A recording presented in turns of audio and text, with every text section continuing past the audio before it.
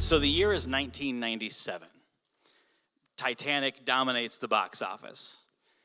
Mike Tyson takes bites out of 2 of Evander Holyfield's ears. And I am a 21-year-old moron working at a shoe store in Valley West Mall. So in October of that year, my best friend comes into the store. And he says, my grandmother passed away. We inherited her house. It's in Washington State. We're moving at the end of the month, and there's room in the truck if you want to go.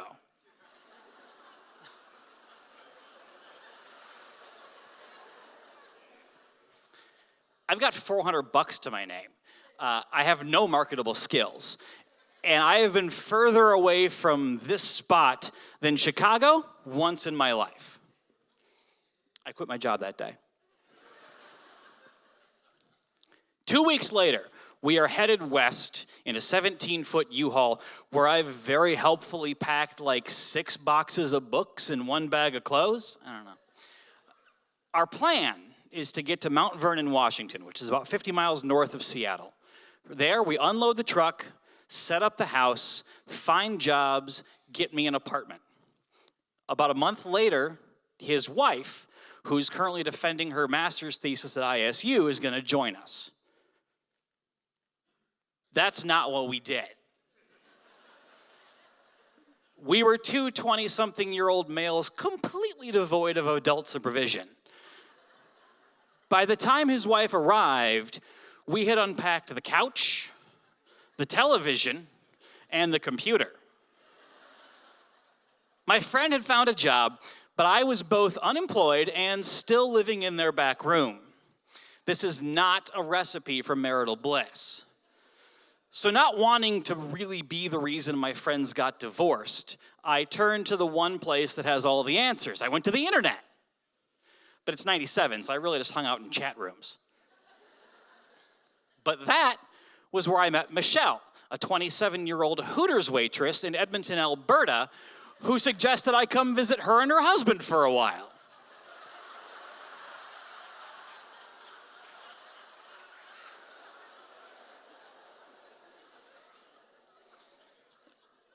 So I pack a bag for Canada. My friend gives me a ride to Vancouver, where I'm supposed to catch a plane to Calgary and then a bus to Edmonton. Now, for all he knew, I was willingly agreeing to go get murdered in someone's murder basement. But that also meant that I wasn't going to be in his house anymore, so win-win. I get to Edmonton. Michelle and her husband, who's Cam, who's a long-haul truck driver, they pick me up. We go back to their house. I wound up staying there for 6 weeks, and it was fantastic, frankly. We all got along really well. We drank whiskey and played cards. We went to shows and saw movies. Cam and I were both December babies, and so in this particular year, it was funny to us because he was turning 30 on the 22nd, and I was turning 22 on the 30th, so it was kind of a thing.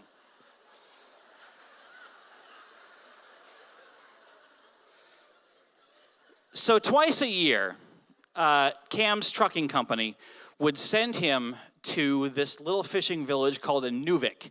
It sits about 120 miles north of the Arctic Circle. It's way up there. It's one of those places, it's so far north that it gets like 31 straight days of darkness in the middle of the wintertime. And at that point, the average temperature is like 30 below zero. It's a very inhospitable place. And in January, his time comes up and he asks me if I want to go on the Inuvik run. Well, I've never seen the Northern Lights, and there aren't a ton of Americans who can say they've been above the Arctic Circle, so I'm like, yeah, let's do this. So I pack a bag. I've got 2 pairs of pants, 2 pairs of socks, 2 pairs of underwear, and a book. My only coat is this black leather bomber jacket that I'm wearing. I've got no boots. I've got no hat. I am wildly unprepared for any kind of cold weather, but completely undaunted. And we hop in the truck and off we go.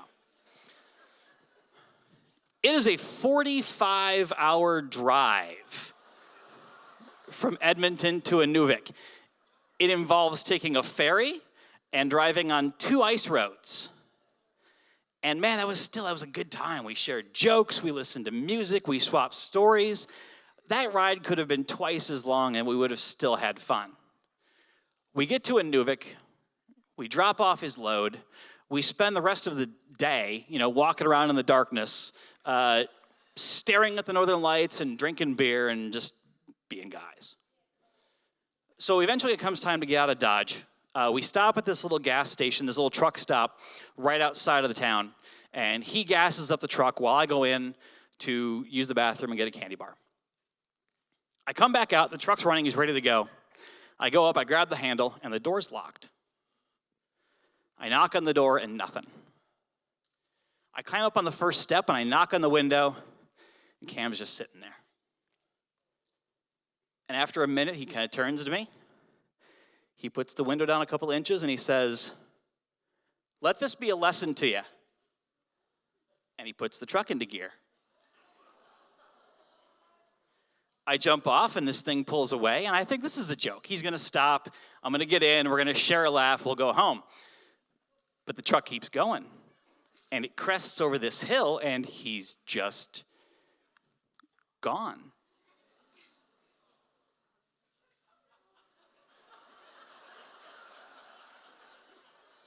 The hell just happened?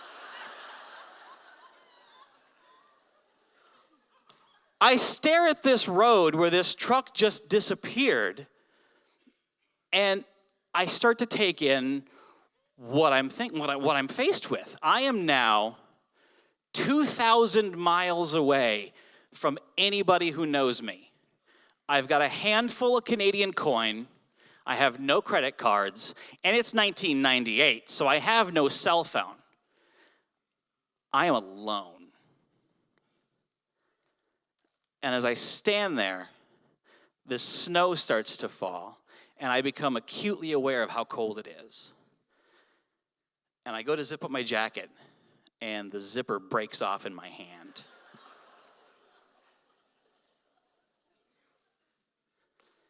Now that zipper, that's a crossroads. Given my current situation and what had just happened to me, that zipper could have been the thing that just broke my little psyche and sent me running off into the Mackenzie River that runs through the middle of town.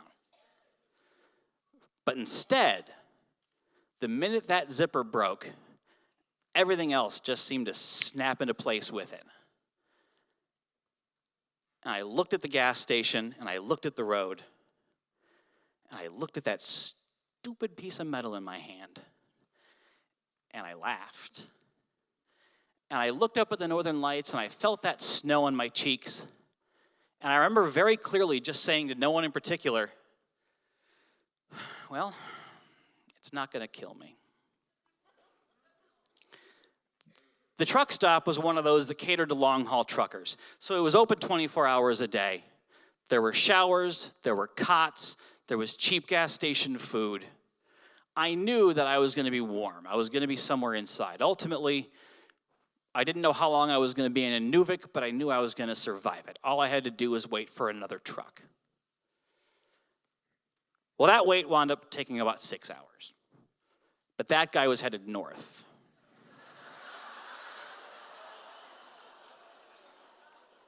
Yeah, I'm done going north. So I wait. I don't know how many of you have ever done it, but I'm just going to tell you. Sitting in a glorified gas station with no real end date is boring.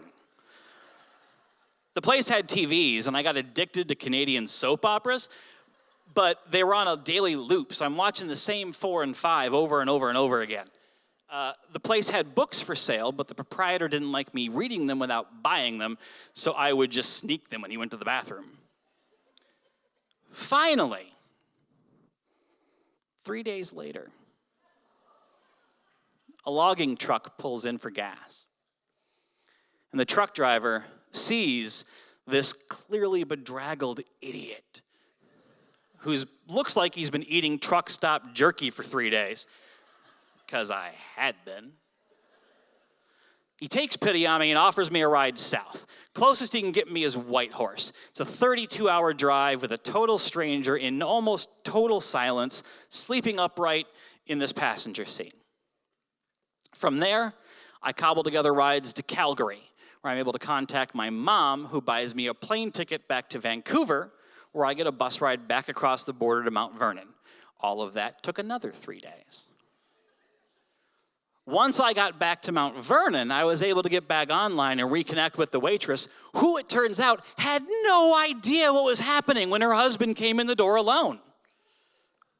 Well, it turns out, when your job sends you out of the house for days and days at a time and forces you to leave your lovely young wife at home with a single male, and when all you have is hours and hours of free time alone with your thoughts and miles of open road to process those, don't get ahead of me. You can come up with some fairly fantastic scenarios, and Cam became convinced that I was getting more than free hot wings while he was gone. And I had to laugh, because I mean, look at me. I can assure you, you aren't the only people in this room a little bit disappointed that this is how I turned out. I mean, yeah, I'm no bridge troll, I'm not Quasimodo, but I am also not good looking enough to just run off with someone's wife. I don't care what chain restaurant she works at.